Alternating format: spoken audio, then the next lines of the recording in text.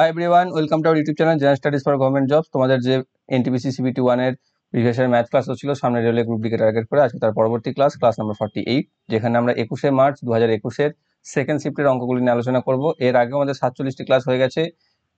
সেই ক্লাসগুলি যারা দেখোনি, এই ভিডিওর ডেসক্রিপশন বক্সে তার প্লেলিস্ট লিঙ্ক তোমরা পেয়ে যাবে, সেখানে আশা করছি অ্যাড হয়ে গেছে। দেখো, তো সেখান থেকে তোমরা আগের ক্লাসগুলোকে অবশ্যই দেখে নেবে। এবং যারা যারা এখন আমাদের Telegram channel jobs academy, Facebook page jobs academy, Facebook group general studies for government jobs join হওনি, ডেসক্রিপশন বক্সে দেওয়া লিঙ্ক থেকে জয়েন হয়ে যাও, সেখানে তোমরা ভিডিও রিলেটেড ইনফরমেশন এবং পিডিএফ পেয়ে যাবে। আজকের প্রথম দেখো কি রয়েছে অঙ্ক, যে সরল সুদে জমা রাখা কিছু পরিমাণ অর্থরাশি 2 বছরে 556 টাকা এবং 3.5 বছরে 873 টাকা সবৃদ্ধি মূল দেয়। মূল অর্থরাশির পরিমাণ কত বা অ্যামাউন্ট আমাকে জানতে চেয়েছে। তাহলে কি হচ্ছে, 2 বছরে হচ্ছে সুদে আসলে 556 আর 3.5 বছরে হচ্ছে 873। তাহলে আমরা প্রত্যেকে জানি, এরকম অঙ্ক অনেকবার করেছি, যে 3.5 বছরের থেকে 2 বছর এটা যদি বিয়োগ করে দিই, অর্থাৎ 873 থেকে যদি আমি 756টাকে বাদ দিয়ে দিই, তাহলে আমি 1.5 বছরের সুদ পেয়ে যাব। 1.5 বছরের সুদ কত পাচ্ছি এখানে আমি? 117 টাকা। তাহলে 1.5 বছরের সুদ যদি 117 টাকা, এখানে কি কি বছরের দেওয়া আছে? এখানে 2 বছরের আছে, 3.5 বছরের আছে। তো যে কোনো একটার আমি সুদ বার করবো, অর্থাৎ 1.5 বছরের সুদ দেওয়া আছে, তাহলে আমি 2 বছরের বার করে নিই। তাই 2 বছরের সুদ কত হবে? 2 বছরের সুদ হবে 117/1.5 ইন্টু 2 বা 117 ইন্টু, এটা যদি 15/10 করে উল্টে দাও, 10/15 হবে ইন্টু 2। তাহলে এখান থেকে দেখো কাটাকাটি আমি কি করতে পারবো, 3 দিয়ে 3 5 15, 3 3 9, 3 9 27 আর 5 2 10, অর্থাৎ 39 ইন্টু 4। 39 ইন্টু 4 যদি আমি করি, তাহলে পেয়ে যাচ্ছি 156, 4 3 12, 4 9 36, 156 টাকা। তাই 2 বছরের সুদ হচ্ছে কত? 156 টাকা। আর এখানে 2 বছরের সুদ আসলে কত ছিল? 756 টাকা। তাহলে 756 থেকে আমি যদি 156 বাদ দিয়ে দিই, তাহলে আমি কি পেয়ে যাব? আমাদের আসল পেয়ে যাব, যেটা হচ্ছে 600 টাকা। অপশন নাম্বার এ তে রয়েছে সঠিক উত্তর। নেক্সট, যে একটি নির্দিষ্ট অর্থরাশি থেকে 10% বাদ দিয়ে পুনরায় অবশিষ্ট থেকে 20% বাদ দেওয়ায় 3600 টাকা পড়ে থাকে। তাহলে মূল অর্থরাশিটি নির্ণয় করো টাকায়। তো এটা কি রকম ব্যাপার ছিল? এরকম অঙ্কতে দেখবে তোমরা এর আগেও করেছো, যে পর পর আমরা 10% ছাড় দিলাম, তারপর আবার 20% ছাড় দিলাম, এরকম। তো যদি অর্থরাশিটা এক্স হয়, তাকে প্রথমে 10% ছাড় দিচ্ছ, মানে হচ্ছে 90/100, তারপর আবার তার উপর 20% ছাড় দিচ্ছ, মানে হয়ে যাবে 80/100, সমান যেটা পড়ে থাকছে সেটা হচ্ছে 3600 টাকার সমান। এই হচ্ছে আমাদের শর্তানুসারে সমান হবে, এবং সেখান থেকে আমাকে কাটাকাটি করতে হবে। এখানে যদি আমি দুটো শূন্য এই দিকের সাথে কেটে দিই, তাহলে কেটে গেল। এখানে 9 দিয়ে 4 কাটতে পারবো, 4 দিয়ে এই 2কে কেটে দিতে পারবো, 2 দিয়ে এখানে 50কে কাটতে পারবো। তাহলে এখান থেকে এখানে পড়ে থাকছে 1, এখানে পড়ে থাকছে x/5000 সমান হচ্ছে 1, বা x হচ্ছে 5000। তাহলে বুঝতে পারছি কি, যে টাকার পরিমাণ হচ্ছে 5000 টাকা। অপশন নাম্বার বি তে রয়েছে সঠিক উত্তর। পরবর্তী রয়েছে, একটি ঘুড়ির থেকে কোনো জট ছাড়াই তুমি ভূমি সংযোগকারী সুতোর দৈর্ঘ্য 102 মিটার। যদি সুতোটি ভূমির সাথে আলফা কোণ তৈরি করে, যদি আলফা সাইন মনে হচ্ছে না, যেখানে ট্যান থিটা বা ট্যান আলফা সমান হচ্ছে 15/8 হয়, তাহলে ঘুড়িটি কত উচ্চতায় আছে? ওকে, তো এখানে ধরে নাও মাটি থেকে তুমি ঘুড়িটা ওড়াচ্ছ, ঘুড়িটা আছে এখানে।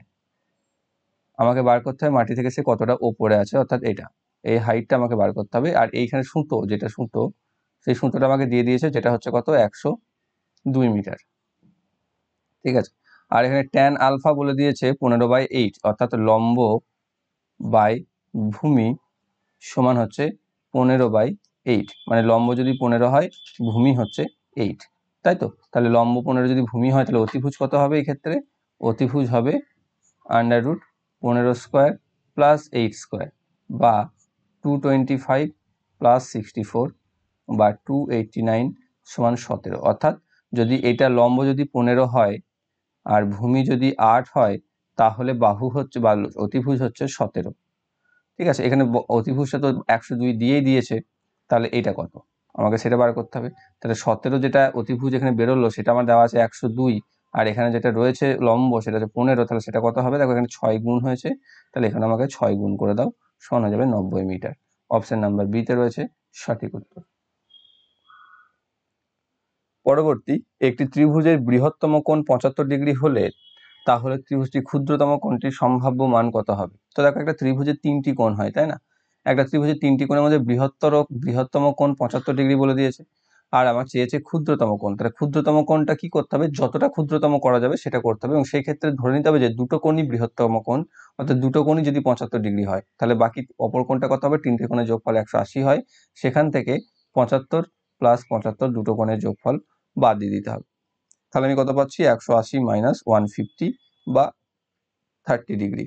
তাহলে আমি কি বুঝতে পারছি যে ত্রিভুজটি ক্ষুদ্রতম কোণটির সম্ভাব্য মান হতে পারে 30 ডিগ্রি। অপশন নাম্বার বি তে রয়েছে সঠিক উত্তর।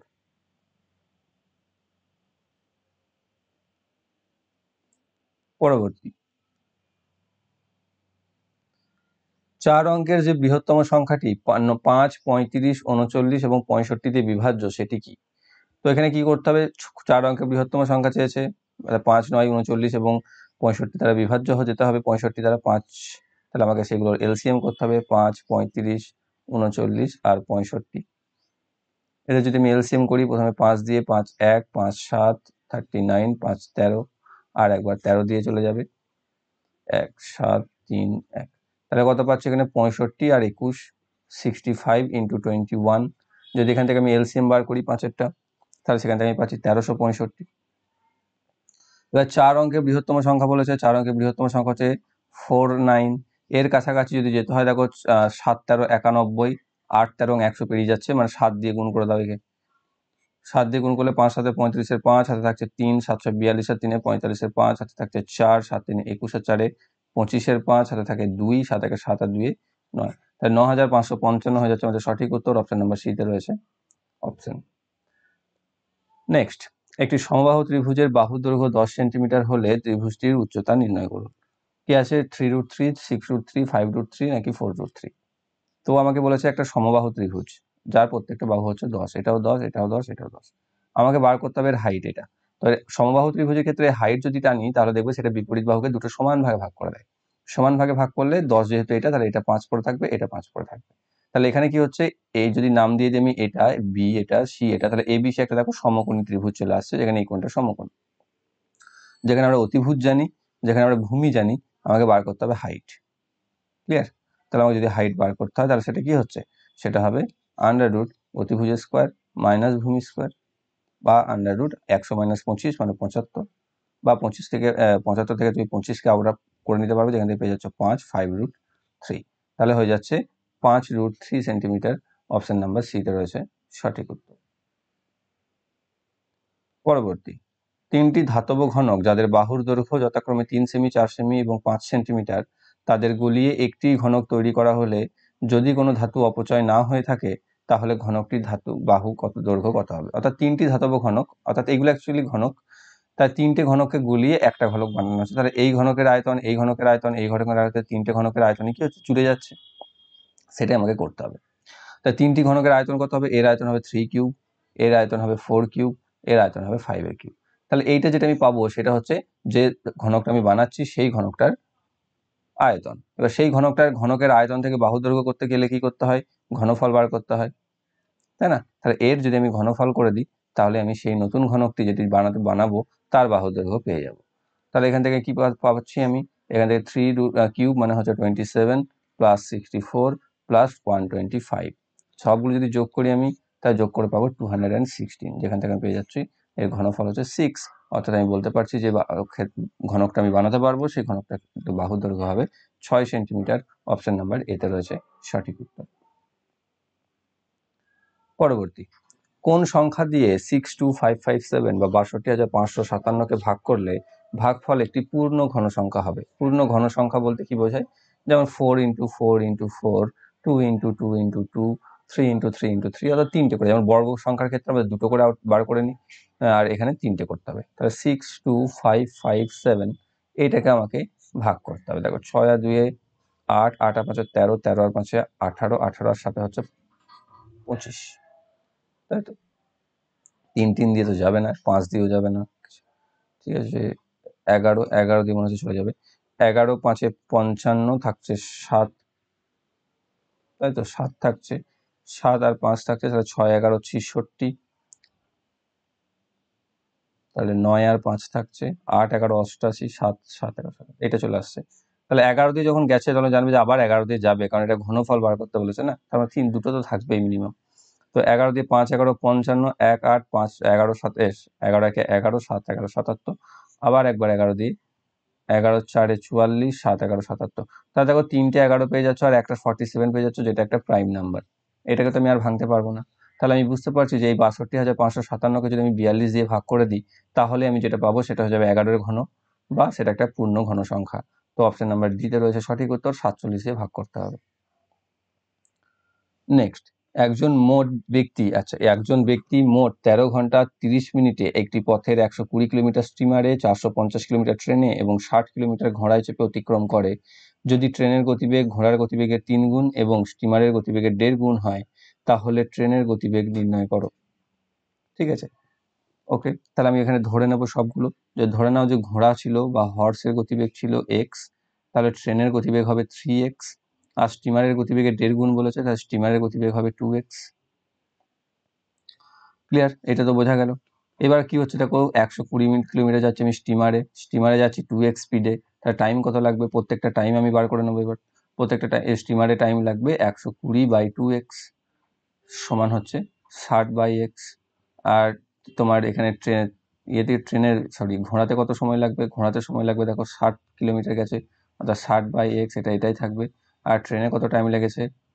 450 কিলোমিটার গেছে কততে? 3x এ, মানে এখানে কেটে যাবে এটা 150 দিয়ে, অর্থাৎ হয়ে যাচ্ছে 150/x। তাহলে মোট টাইম আমি পেয়ে যাচ্ছি এটা, এটা আর এটা, সেই সবগুলোর যোগফল হচ্ছে এটা। তাহলে সেটা আমাকে এবার করে নিতে হবে, যে 60/x plus 60/x plus 150/x সমান হচ্ছে 13 ঘন্টা 30 মিনিট বা 13.5 ঘন্টা, সেটাকে আমি 13.12 ঘন্টাতে লিখে দিলাম।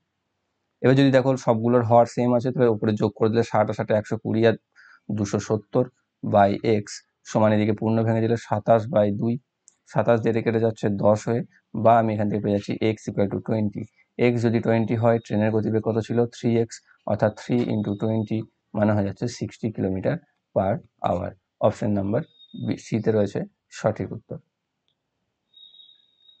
পরবর্তী, প্রদত্ত ডেটার মধ্যমাটা নির্ণয় করো।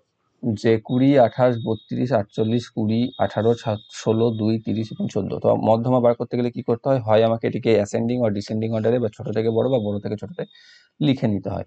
তো সেটা যদি আমি লিখি তো ভালো কথা, না লিখলে তুমি কাউন্ট করতে পারো। এখানে টোটাল নাম্বার কটা আছে? 1 2 3 4 5 6 7 8 9 10টা। তাহলে 5 আর 6 এদের মধ্যবর্তী সংখ্যাটা মধ্যমা হবে। তাই ছোট থেকে বড় বা বড় থেকে ছোট তুমি যেতে যেতে থাকো। প্রথমে এটা 1, তারপরে রয়েছে দেখো কি 2, তারপর হচ্ছে 3, তারপর 4, তারপর 5, আবার এখানে 20 6। তাহলে 5এও 20 আসছে, 6এও 20 আসছে, তাহলে 20 আর 20 এভারেজও 20 হবে। তাহলে সেটাই হয়ে যাচ্ছে আমাদের মধ্যমা। অপশন নাম্বার এতে রয়েছে সঠিক উত্তর। নেক্সট, 4,800 একটি নির্দিষ্ট চক্রবৃদ্ধি সুদের হারে 4 বছরে 6,000 টাকা হয়। একই চক্রবৃদ্ধি সুদের হারে 12 বছরের পরে কত সবৃদ্ধিমূল হবে? ওকে, এখানে কি বলেছে? 4,800 টাকা কোনো একটা সুদের হারে, জানি না, R/100, এর 4 বছরে হচ্ছে 6,000 টাকা। ক্লিয়ার? তাহলে আমাকে বার করতে হবে 12 বছরে কত হবে। এবার দেখো এখানে যদি এটাকে করে দিই, 4,800 টাকে এই দিক থেকে নিয়ে চলে এসে এর নিচেতে 4,800 করে দিই, বাই করতে পারি আমরা। 0 0 0 0 কেটে যাবে, এখানে পেয়ে যাচ্ছে আমি তোমার 12 দিয়ে 5/4। তাহলে আমি কি পাচ্ছি? 1 + R/100 সমান হচ্ছে 5-এর 4। এবার যদি আমি 12 বছর করতে হয়, তাহলে দেখো এখানে 12 আনতে হবে, 4-এর জায়গায় 12 আনতে গেলে আমি আবার কিউব করতে পারি, 4 × 3 = 12 হয়ে যাবে। তাহলে সেই কিউবটা করতে গেলে একেও কিউব করতে হবে, যেখানে 5-এর কিউব মানে 125/64 পেয়ে যাবো। অর্থাৎ আমি বুঝে যাচ্ছি, তখন দেখো ওপরে এটা কি ছিল? ওপরে এটা ছিল সুদ আসলে প্রাপ্ত, আর নিচেটা ছিল আসল। তাহলে এখানেও তাই পাচ্ছি, সুদ আসল প্রাপ্ত, আর এখানে আসল। এবার আসলটা তো সেম থাকবে, অর্থাৎ 64 যেটা রয়েছে, 64:125 যেটা রয়েছে, তাহলে 64 যদি 4,800 টাকা হয়ে থাকে আসল, তাহলে 125 সেটা হয়ে যাচ্ছে আমাদের সুদ সবৃদ্ধিমূল। তাহলে সেটা কথা হবে 125/64 × 4,800। ওকে, তো এই হচ্ছে আমাদের ফর্মুলা, বা এই ফর্মুলা তোমাকে করতে হবে। করে নিলে আমি কি পাচ্ছি? এটা। তাহলে এখান থেকে তুমি কাটাকাটি করে নাও, এখান থেকে যদি কাটাকাটি করো 64 দিয়ে কেটে যাবে, 64 দিয়ে কেটে যাবে 75 চলে আসবে, 125 × 75 = হবে 9,375। এটা হচ্ছে আমাদের অ্যান্সার। অপশন নাম্বার এতে রয়েছে সঠিক উত্তর। পরবর্তী, x + y = 1 হলে x cube plus y cube plus 3xy এর মান কত? এখানে দেখো এক্স প্লাস ওয়াই 1 দিয়েই দিয়েছে। এবার একেই যদি আমি এখানে x cube plus y cube plus 3xy into x plus y লিখে দিই, যেহেতু এক্স প্লাস ওয়াই এর মান 1 দেওয়া আছে তাই আমার লেখাতে কোনো ফারাক পড়বে না, কারণ এক্স ওয়াই এর মান তো 1 এর সাথে 3xy গুণ করলে কোনো চেঞ্জ আসবে না। তাহলে এইটা যখনই আমি লিখে দেবো তখনই দেখো এটা এক্স প্লাস ওয়াই এর হোল কিউবের ফর্মুলা চলে আসবে একটা। এক্স প্লাস ওয়াই এর হোল কিউব ফর্মুলা চলে এলে এক্স ওয়াই মান তো দেওয়া আছে 1, তার কিউ হয়ে যাচ্ছে, মানে হচ্ছে 1ই আমাদের অ্যান্সার। অপশন নাম্বার বি তে রয়েছে সঠিক উত্তর। খুব সহজ। পরবর্তী, 10টি বস্তুর বিক্রয় মূল্য 9টি বস্তুর বিক্রয় মূল্যের সমান, লাভের শতকরা হার নির্ণয় করো। অর্থাৎ কি বলছে, 10টি মূল্য যত টাকা দিয়ে কিনছে সেই টাকায় 9টি বস্তু বিক্রয় করছে। অর্থাৎ 10টি বস্তু যদি 10 টাকায় কিনে থাকে তাহলে সেই 10 টাকায় বিক্রি করছে 9টি বস্তু। 9টি বস্তুর দাম কত? 9 টাকা। সেই 9 টাকার জিনিসটাকে বিক্রি করছে সে 10 টাকায়। তাই 9 টাকার জিনিস যদি সে 10 টাকায় বিক্রি করা, তাহলে এটা যদি কস্ট প্রাইস হয়, এটা যদি সেলিং প্রাইস হয়, তাহলে তার প্রফিট হচ্ছে কত? 1 টাকা। তাহলে প্রফিট পার্সেন্টেজ হবে কি? Profit by cost price into 100। তাহলে 1 টাকা বাই 9 টাকা ইন্টু 100 মানে হচ্ছে 100 বাই 9, মানে 9 11 99 বাই 1 বাই 9 টাকা পার্সেন্ট, অর্থাৎ 11 পূর্ণ 1 বাই 9%। অপশন নাম্বার এতে রয়েছে সঠিক উত্তর। নেক্সট, হেমা ঠিক করে তার আয়ের 35% একটি সমাজসেবী সংস্থাকে দান করবে বলে, কিন্তু দান করার দিকে তার মন বদলে যায় এবং তিনি 4500 টাকা দান করেন, যা পূর্বে ঠিক করা দানের তুলনায় 125%। হেমার আয় কত? দেখো এখানে একটা ভাষার প্রবলেম আছে। হ্যাঁ, এই ভাষার প্রবলেমটা কি? যেটা হচ্ছে 125% এখানেই দাঁড়িয়ে থাকার কথা ছিল, 150% বেশি বলেছে, সেটাতে একটু সমস্যা হয়ে গেছে। বেশ, আগে বোঝাই তারপরে আমি বলছি। তো এখানে কি বলেছে? 15% সে দান করবে বলেছিল, কিন্তু সে দান করেছে 4500 টাকা, যেটা হচ্ছে তার তুলনায় 125% বেশি। তো ধরে নাও 15% দান করবে বলেছিল, অর্থাৎ x টাকা যদি তার মোট আয় হয়, তার 15% সে দান করবে বলেছিল, মানে এইটা। কিন্তু সেটা তার 125% দান করেছে, মানে তার 125/100, যেটা হচ্ছে 4500 টাকা। বোঝা গেল? 25 দিয়ে কাটলে 5, 25 দিয়ে কাটলে 4, 5 দিয়ে এখানে কাটলে 20, এখানেও পাচ্ছ 5 দিয়ে কাটলে 4, 5 দিয়ে কাটলে 3, মানে পেয়ে যাচ্ছি 3x/16 সমান হচ্ছে 4500। এখানে 3 দিয়ে এটা কেটে যাবে, 3 দিয়ে এটা কাটলে 3 15 45 1500, আর x সমান হচ্ছে 15 16 হচ্ছে 240, আর 240 হবে 24,000। তাহলে তার আয় ছিল 24,000 টাকা। অপশন নাম্বার বি তে রয়েছে। এবার দেখো 125% বেশি বলতে আমি যতদূর বুঝি যেটা হয়ে যাবে কি, বেশি বলেছে না। দেখো এখানে বলেছে আয়ের 15%, বা এখানে 125% শুধু যদি বলতো যে যা দেওয়ার কথা ছিল তার থেকে সে 125% দিয়েছে, এখানে বলেছে কি 125% বেশি দিয়েছে, অর্থাৎ সেটা তো দিয়েইছে, তারপর তারও আবার 150। দেখো আমাদের যদি বলি যে তোমার আয় 100 টাকা, তোমার লাভ হয়েছে 40%, ঠিক আছে, তাহলে তুমি কি বুঝবে? এর পরেই তো 40 যোগ করবে না। তুমি যদি এবার বলি যদি আমি 140% আমার লাভ হয়েছে, তাহলে সেটা হচ্ছে কি এর সাথে আরো যোগ হয়ে যাবে 240%। এক্স্যাক্টলি 40% লাভ বলতে বুঝি আমি 140%। যদি বলি আমার 140% লাভ হয়েছে, তাহলে আমি কি বলবো? 100 সাথে আরো 140কে যোগ করে দেবো। তো এখানে শুধু 125% যদি বলে থেমে যেত, তাহলে যেটা আমি করলাম এই মেথডে হতো এবং এই মেথডেই অ্যান্সার আসবে। তো এখানে বেশিটা আমার যতদূর মনে হচ্ছে হওয়া উচিত নয়। তো তোমাদের যদি কিছু মনে হয়ে থাকে বা আমার ভুল মনে হতে পারে, তো তোমরা একটু কমেন্ট করো। নেক্সট রয়েছে √x + 1/√x = 3, তাহলে x² + 1/x² এর ভ্যালু কত? তাহলে সবার ফার্স্টে এখানে কি আছে? √x + 1/√x এর = 3। তাহলে এখান থেকে আমি x + 1/x এর মান বার করবো, যেটা অ্যাকচুয়ালি স্কোয়ার করলে আমি পেয়ে যাবো। তো আমরা জেনে থাকছি যে x + 1/x সমান যদি কিছু হয়ে থাকে, তাহলে x² + 1/x² এর ভ্যালু হয়, এই যা যদি k থাকে তাহলে k² কি হয়? k² + k - k 2k k² - 2। তাহলে এখান থেকে √x, এটা দেখো আর ভেঙে আমি বলছি না, এটা অনেকবার হয়েছে, কিউব স্কোয়ার এসব দিয়ে সবকিছু দিয়ে। তাহলে আলটিমেটলি দেখো এখানে এর x এর স্কোয়ার করলে পাচ্ছ x, তার স্কোয়ার আমার দরকার না, এখানে x² আছে। তাহলে এখান থেকে আমি x + 1/x এর মান বার করবো, যেটা হয়ে যাবে 3² - 2, তাহলে হয়ে যাচ্ছে 9 - 2 সমান হচ্ছে 7। ঠিক আছে, তাই তো এখানে যদি স্কোয়ার করি,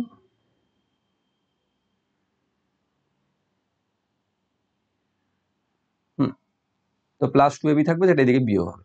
এবার এটা যদি সমান x হয়, তাহলে এর আবার যদি স্কোয়ার করো, তাহলে কি হবে? x + 1/x, এর স্কোয়ার করলে a² - 2, যেটা হয়ে যাবে 49, বা সরি 7² হয়ে যাবে, এবং সেখান থেকে x² + 1/x² এর ভ্যালু পেয়ে যাবো 7² - 2, বা 49 - 2, বা 47। ঠিক আছে, কারো কারো কাছে একটু অসুবিধা হয়ে যেতে পারে, কারণ এটা অনেকবার করেছো, এইগুলোকে আর ব্যাখ্যা করা যাবে না। এখানে কি করতে হচ্ছে, এখানে শুধু এইটাকে স্কোয়ার করলে এটাকে স্কোয়ার করতে পারবে, এখানে a plus b whole square formula বসালে তাহলে এখানে দেখো আন্ডার রুট এক্স এর স্কোয়ার হয়ে যাবে x plus b square 1/x plus 2ab, যেটা হয়ে যাবে ab তে 1, তাহলে হয়ে যাবে 2 সমান হয়ে যাচ্ছে 9, যেখান থেকে এই দুইটা চলে যাবে এদিকে বাদ দিয়ে হয়ে যাচ্ছে x plus 1/x equal to 7।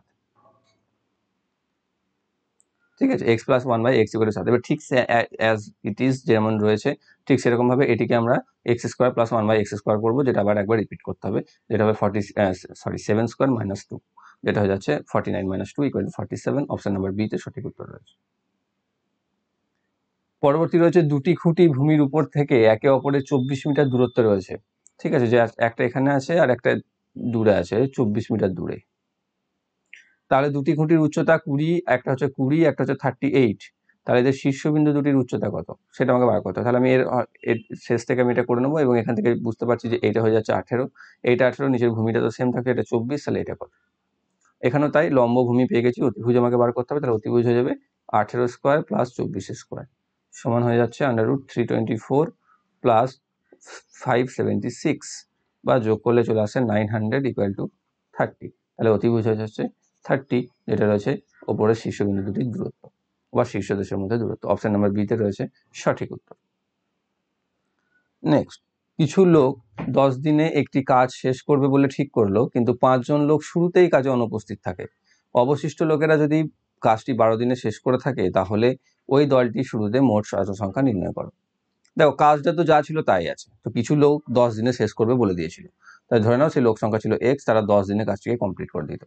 সেই কাজটাই তাদের থেকে 5 জন কম করছে না, অর্থাৎ x মাইনাস 5 জন করছে, তারা কত দিনে শেষ করেছে, 12 দিনে কাজ করেছে। কাজটা তো সেম, তাহলে মোট কাজও তারা একই করেছে, তাহলে এটা ইকুয়াল টু এটা, বা 10x equal to 12x minus 60, বা minus 2x equal to minus 60, বা x ইকুয়াল টু 30। তাহলে প্রথমে x ছিল, যেটা লোক ছিল, সেটা হচ্ছে 30 জন। অপশন নাম্বার ডি তে রয়েছে সঠিক উত্তর। পরবর্তী, নিম্নলিখিত রাশিমালার মান নির্ণয় করো। সবার ফার্স্টে দেখতে পাচ্ছ এখানে একটা বন্ধনী রয়েছে, যে কাজটা সবার ফার্স্ট হবে, যেটা 5 আর 3 হয়ে যাবে 8, তাহলে 6 মাইনাস 8, এখান থেকে পেয়ে যাচ্ছি আমি -2, বাইরে -2 মাইনাস রয়েছে, সেজন্য হয়ে যাবে +2, 9 এর সাথে যোগ হয়ে যাবে, যেটা হয়ে যাচ্ছে 11, সেই 11 সাথে বাইরের 8 কে গুণ হয়ে যাবে 88, 50 minus 88, 50 minus 88 equal to -38। Option number b তে রয়েছে সঠিক উত্তর। পরবর্তী, একটি রোড রোলারের ব্যাসার্ধ 7 মিটার এবং তার দৈর্ঘ্য 14 মিটার, এটি 100 বার পূর্ণ আবর্তন করে একটি জমিকে সমান করতে পারে, জমিটির ক্ষেত্রফল কত। একটা রোড রোলার, ঠিক আছে, যার ব্যাসার্ধ হচ্ছে 7 এবং যার দৈর্ঘ্য হচ্ছে 14, অর্থাৎ এটা হচ্ছে 14 আর এটা হচ্ছে 7, তাহলে এ একবার পাক খেয়ে কতটা যাচ্ছে, এর যেটা বাইরের ক্ষেত্রফল রয়েছে, বক্রতলের ক্ষেত্রফল, সেটা, এবং সে 100 বার পূর্ণ করলে জমিটা শেষ করতে। তাহলে এখানে আমি প্রথমে বক্রতলের ক্ষেত্রফল বলবো, যেটা হচ্ছে 2πr/h। 2πr/h সমান হচ্ছে 2 গুণিত 22 এর 7 গুণিত r হচ্ছে 7 ইন্টু h হচ্ছে 14, তাহলে 7 7 কেটে যাচ্ছে, 22 2 44 গুণিত 14, 44 গুণিত 14 আমি কত পাচ্ছি, 44 গুণিত 14 আমি পেয়ে যাবো 616। এবার এটা যদি সে একবারে ঘোরে বা একবারে যায়, তাহলে সে কতবার পূর্ণ পাক খাচ্ছে, 100 বার। তাহলে 100 দিয়ে গুণ করতে হবে মোট ক্ষেত্রফলের জন্য, 100 দিয়ে গুণ করলে 61600, তাহলে সেই জমিটার ক্ষেত্রফল হচ্ছে 61,600 স্কোয়ার মিটার। অপশন নাম্বার এতে রয়েছে সঠিক উত্তর। নেক্সট, একটি বৃত্তের পরিধি 30 পাই সেন্টিমিটার হলে বৃত্তটির ক্ষেত্রফল বর্গ সেন্টিমিটারে কত হবে। এখানেও দেখো যে অপশনস গুলো রয়েছে পাই রেখেছে, অর্থাৎ পাইকে আমি ভাঙবো না। তাহলে বৃত্তের পরিধি কি হয়, 2πr সমান হচ্ছে 30 পাই। তাহলে এখানে পাই পাই যদি কেটে দাও, তাহলে 2r সমান 30 বা r সমান পেয়ে যাচ্ছি 15। তাহলে ক্ষেত্রফল কত হয়, πr স্কোয়ার, তাহলে পাই ইন্টু 15 স্কোয়ার বা 225 আর পাই। ঠিক, তো অপশন নাম্বার এতে রয়েছে সঠিক উত্তর। নেক্সট, কুণালকে একটি সংখ্যাকে 5-এর 6 দিয়ে গুণ করতে করার কথা ছিল, কিন্তু সংখ্যাটিকে সে 6-এর 5 দিয়ে গুণ করায় গুণফল রূপে স্বরূপ যে উত্তরটি পেল তার সঠিক উত্তরের থেকে 572 বেশি। তাহলে সংখ্যাটি কত ছিল। অর্থাৎ কোন একটা সংখ্যা তাকে বলেছিল 5-এর 6 দিয়ে গুণ করতে, কিন্তু সে কি করেছে, সে সেই সংখ্যাটিকে 6-এর 5 দিয়ে গুণ করেছে, এবং তাতে যে মানটা সে পেয়েছে সেই মানটা হচ্ছে এতে আসল মান যা আসা উচিত তার থেকে 576 বেশি। 572 বেশি, সরি। তাহলে কি বুঝতে পারছি যে 8 থেকে যদি আমি এই মানটাকে বিয়োগ করে দিই তাহলে সেটা ইকুয়াল টু 572 হবে, অর্থাৎ x into 6/5 minus x into 5/6 equal to 572। দেখো এই জিনিসটাকে যদি আমি শর্টকাটে ট্রিক্স ইউজ করতাম তাহলে হয়ে যেত কি একবারে x ইন্টু বড়টা অর্থাৎ 6/5 মাইনাস 5/6 ইকুয়াল টু 572 কমন নিলাম অ্যাকচুয়ালি, এবং এর শর্ট ট্রিক্স বলতে চলে আসবে তোমাদের এখানে ডিরেক্ট নিয়ে বলে দেবে এটা শর্ট ট্রিক্স, অ্যাকচুয়ালি কিছু নেই, কনসেপ্ট ক্লিয়ার থাকলে তোমরাই করতে পারবে।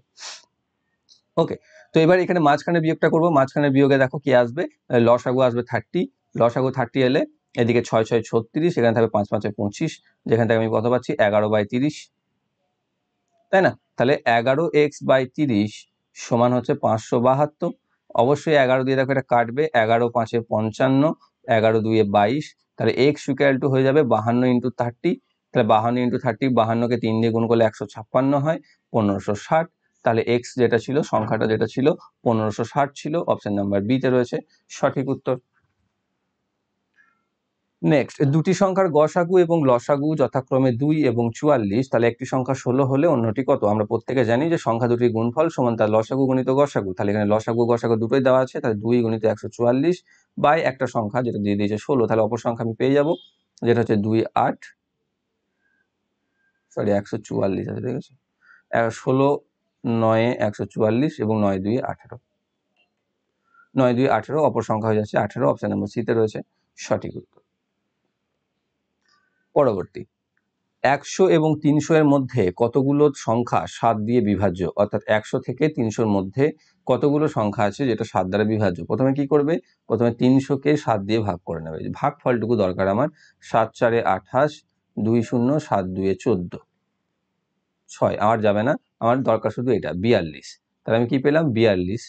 আবার এখানে যেহেতু বলেছে যে দেখো 300 পর্যন্ত যদি দেখি, 0 থেকে 300 পর্যন্ত 42টা সংখ্যা আছে যা 7 দিয়ে ভাঙবে, কিন্তু আমাকে 100 থেকে 300 বলেছে, তাহলে 100কে আমি আবার ভাগবো, দেখো মুখে মুখেই ভাগগুলো হয়ে যাবে, 7 14 98, তাহলে আমি বুঝতে পারছি যে 14 থাকবে ভাগফল, ভাগশেষ 2 পড়ে থাকবে, তাহলে 100-র মধ্যে আছে 14টি সংখ্যা সেরকম, তাহলে 100 থেকে 300-র মধ্যে কতগুলো আছে, 42 থেকে 14 বাদ দিয়ে দাও, যেটা হয়ে যাচ্ছে 28, বা অপশন নাম্বার বি তে রয়েছে সঠিক উত্তর। 100 থেকে 300-এর মধ্যে তোমাদের 7 দ্বারা বিভাজ্য সংখ্যা হচ্ছে 28টি, অপশন নাম্বার বি তে রয়েছে সঠিক উত্তর। পরবর্তী, দুইজন ব্যক্তি তার একই দূরত্ব যথাক্রমে 15 কিলোমিটার প্রতি ঘন্টা এবং 16 কিলোমিটার প্রতি ঘন্টা গতিবেগে দৌড়ে অতিক্রম করে, সেই দূরত্বটি নির্ণয় করো যা অতিক্রম করতে দুজনের মধ্যে 16 মিনিটের ব্যবধান থাকবে। দেখো এই কিলোমিটার গতিবেগ হচ্ছে 15 কিলোমিটার প্রতি ঘন্টা, মানে আমি যদি মিনিটে কনভার্ট করে নিই তাহলে 15 কিলোমিটার যাচ্ছে 60 মিনিটে, আর এ যাচ্ছে 16 কিলোমিটার 60 মিনিটে, তাই তো? এবার এ দেখো যে গতিবেগ কম সে কম যাবে, তাই না? আর যার গতিবেগ বেশি, সরি, যার গতিবেগ কম তাকে বেশি যেতে হবে, আর যার গতিবেগ কম তাকে বেশি যেতে হবে, ঠিক কি না? তাহলে সেটা যদি হয় তাহলে আমাকে কি করতে হবে, দেখো সেটার জন্য কি করতে হবে, দেখো যদি এখানে এ যায় এক্স, ঠিক আছে, এক্স মিনিট, যদি এক্স মিনিট যায় তাহলে একে কত যেতে হবে, x minus x minute, sorry x minus 16 minute, কারণ এখানে 16 মিনিটের ব্যবধান তৈরি করতে বলেছে, তাহলে এ যাবে এক্স মাইনাস 16 মিনিট, এবং তাতে তারা কি করবে, সেম দূরত্ব যাবে, সেই দূরত্বটা আমার দরকার।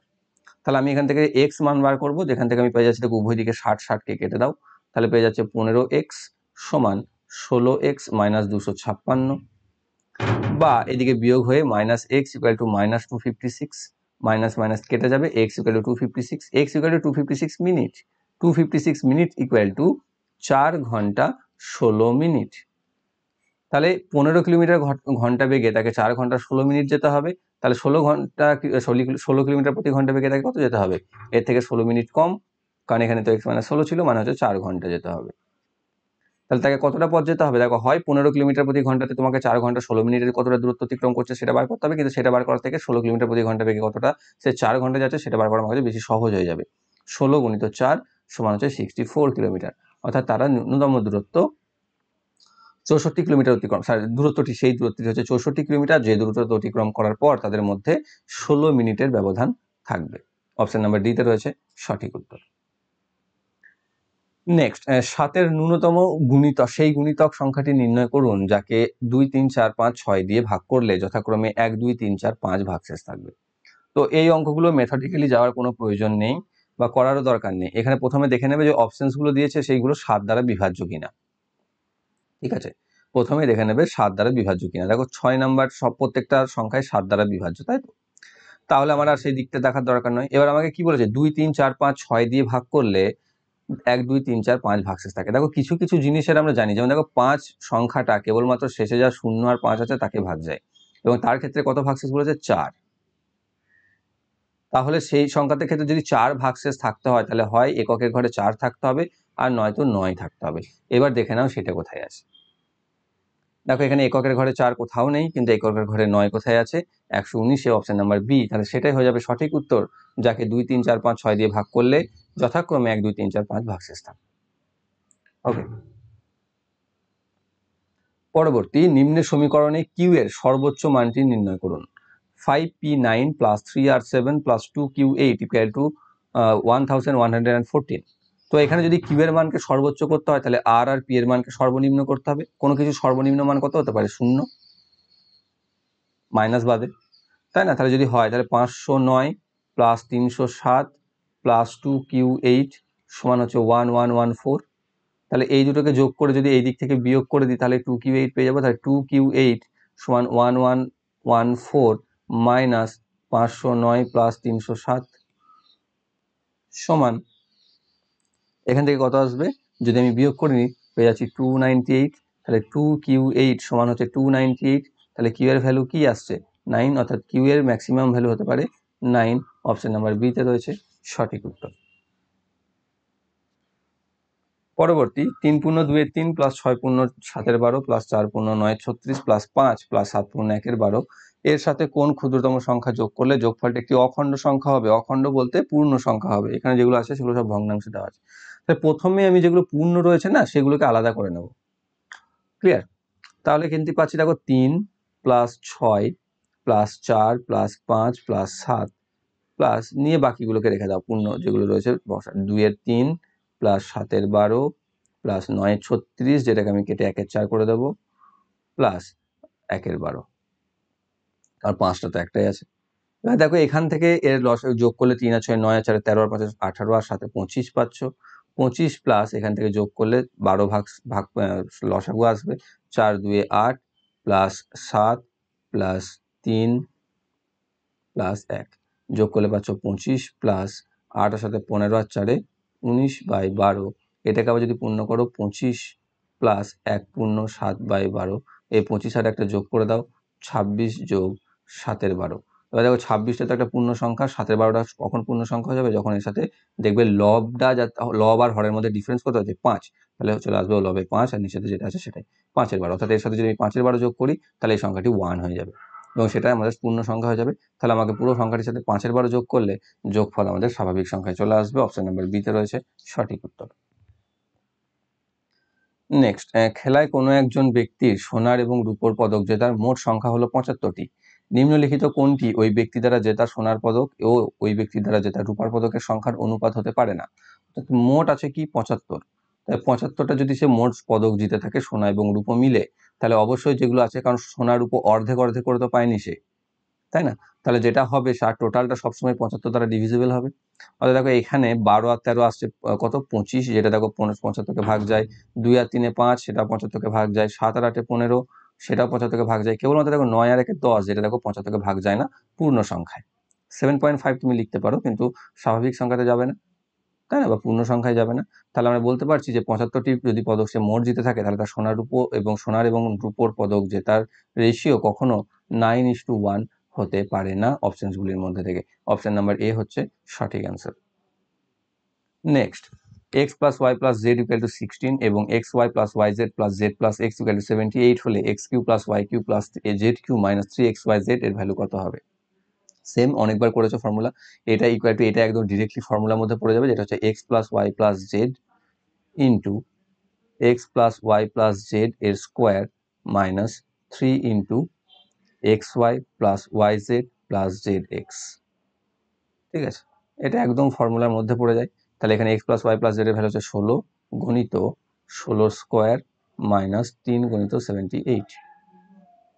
তাহলে এখান থেকে পাচ্ছি 16 গণিত 256 মাইনাস 78কে গুণ করলে কত পাচ্ছি, 3 8 24 4, হাতে থাকে 2, 3 7 21 আর 2 23, 234, তাহলে 234 বিয়োগ করলে 16 গণিত এখান থেকে 2 2 22, 16 গণিত 22, 16 গণিত 22কে করলে 22, 16 2 32, 32, 5 352। তো অপশন নাম্বার সিতে রয়েছে সঠিক উত্তর। পরবর্তী একটা দেখো সরল দিয়েছে, এই সরলটা হোমওয়ার্ক হিসেবে করবে তোমরা, খুব সহজ আছে, কিছু নেই, শুধু দশমিকটাকে একটু খেলাতে হবে, করারই প্রয়োজন পড়বে না এই অঙ্কটাকে, তোমরা এমনিতেই করতে পারবে, ঠিক আছে। তো তোমরা কমেন্টে আনসারটা লিখবে। দেখো এটা কিন্তু অঙ্কটাকে তুমি করতে গেলে তার মানে জানতে পারছো যে তুমি ভুল মেথডে চলে যাচ্ছ, এটাকে না করে কিভাবে সলভ করা যাবে সেটা তোমাকে ভাবতে হবে, ঠিক আছে। দেখো প্রত্যেকটাতে সংখ্যা উপরে একই আছে, সেম আছে, আমি অনেক বলেই দিচ্ছি, স্কোয়ার রয়েছে, এবং তারপর কি আছে, দশমিকের পর যে সংখ্যাগুলো রয়েছে, দেখো এখানে 3টে আছে, এখানে 4টে আছে, প্রত্যেকটাতে দেখবে যা আছে তার থেকে এখানে নিচেতে একটা করে বেশি দেওয়া আছে, এবং বাইরে স্কোয়ার আছে সঙ্গে। তাহলে তোমাকে সেই জিনিসটাকে কাজে লাগিয়ে করতে হবে, এটাকে না করে কমপ্লিট, ঠিক আছে। আর যদি তোমাকে এটা করতে চাও বা এটা যদি ভাঙতে চাও তাহলে কিন্তু জানবে গন্ডগোল যাচ্ছ। তো এখানে অপশনসটা তোমরা আনসারে ক্লিক করবে, সরি কমেন্টে লেখো বা কমেন্টে কমেন্ট করো, আর লাইভ চ্যাটে করো না, মেন কমেন্টে কমেন্ট করবে যে আনসারটা কি, ঠিক আছে। এবং যদি কেউ ব্যাখ্যা করে দিতে পারো তো করে দিও, নাহলে আমি করে দেবো পরের ক্লাসে। ওকে, তো এটা খুব সহজ এবং এই ধরনের অঙ্কগুলো আমাদেরকে বেশ কনফিউজ করে দেয়, সেই জন্য তোমাদের একটু বললাম যে তোমরা নিজেরা প্র্যাকটিস করতে পারো, দেখো যে কে কতটা দ্রুত না করে করতে পারছো। ওকে, তো এই ছিল আমাদের আজকে 23শে মার্চ 2021 সেকেন্ড শিফটের অঙ্ক। আশা করছি তোমরা প্রত্যেকটি বুঝতে পেরেছো। যদি বুঝতে কোনো সমস্যা থেকে থাকে কমেন্ট বক্সে অবশ্যই কমেন্ট করে জানাবে, আর ভিডিওটি ভালো লাগে থাকলে অবশ্যই লাইক করো, বন্ধুদের শেয়ার করো। আগের ক্লাস যারা দেখোনি ডেসক্রিপশন বক্সে দেওয়া প্লে লিস্ট থেকে আগের ক্লাসগুলো দেখে নাও, এবং যারা যারা চ্যানেলে নতুন রয়েছে চ্যানেলকে সাবস্ক্রাইব করে বেল আইকন কল করে রাখো, যাতে ভবিষ্যৎ ভিডিও নোটিফিকেশন সকলের আগে পেয়ে যাও। Thank you for watching.